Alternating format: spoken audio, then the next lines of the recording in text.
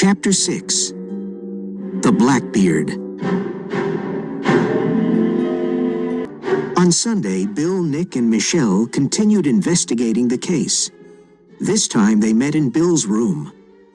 "We have to find the Blackbeard and see who it belongs to," said Bill. "I'm sure there's a connection between that boat and Mr. O'Neill." "There's a naval registry office at the port," said Michelle. "All boats at the port are listed there." "Good, let's go to the port," said Bill. The Naval Registry was a small office near the Montego Yacht Club. Michelle went in and talked to the clerk. "Hello, my name is Michelle Martin, and I need some information. Is the Blackbeard here?" Let me check, said the clerk as he turned to his computer. Here it is. The Blackbeard. It's at Pier number 8. That's where the biggest yachts are. "Can you tell me the name of the owner?"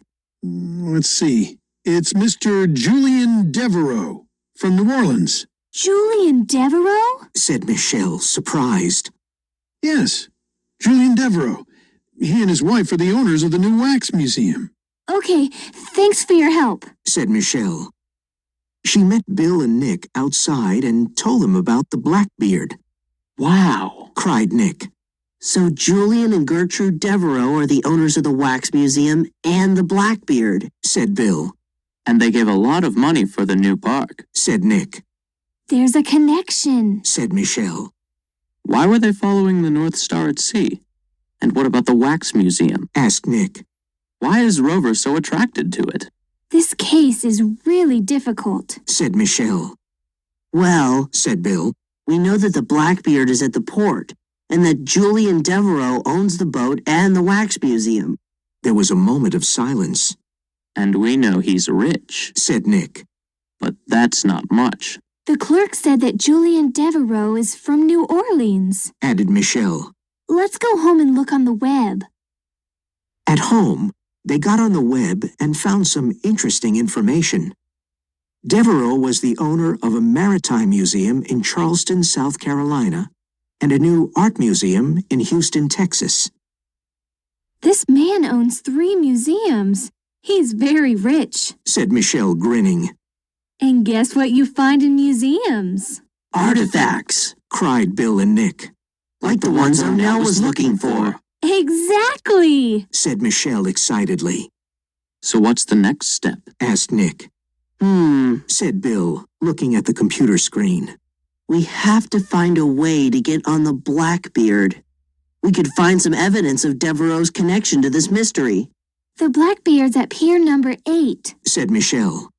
We can go one evening when the museum is open. I don't want to meet them face to face." "The museum's always open on Friday and Saturday evenings until 10 p.m., said Nick. "and the Devereaux are there on those evenings."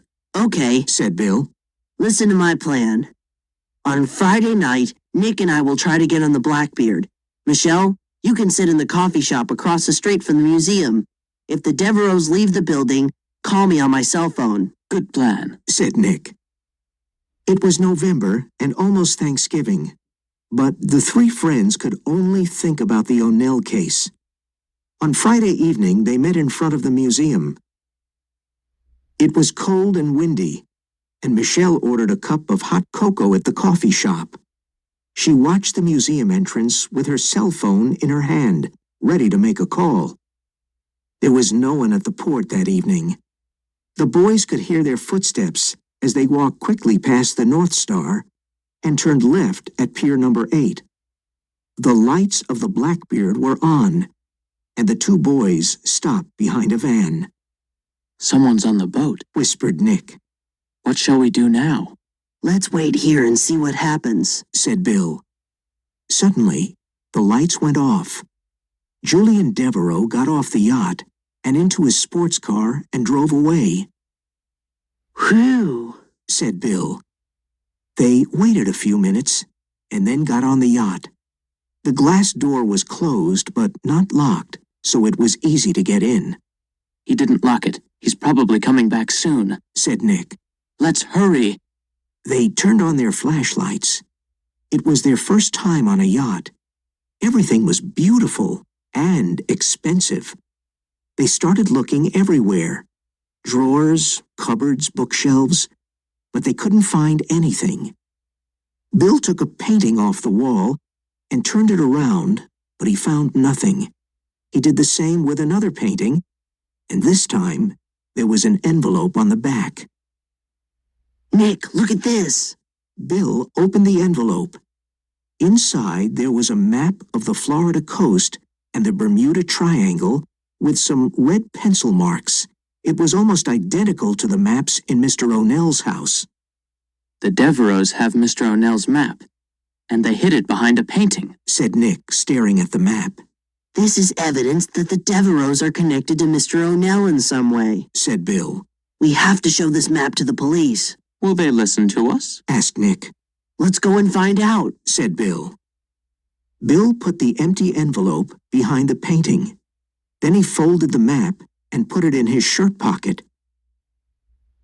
They got back onto the pier and quickly left the port. They picked up Michelle, who was still at the coffee shop. Hi, guys. She said, You found something, didn't you? Let's go to Sandy's ice cream parlor and talk there, said Bill.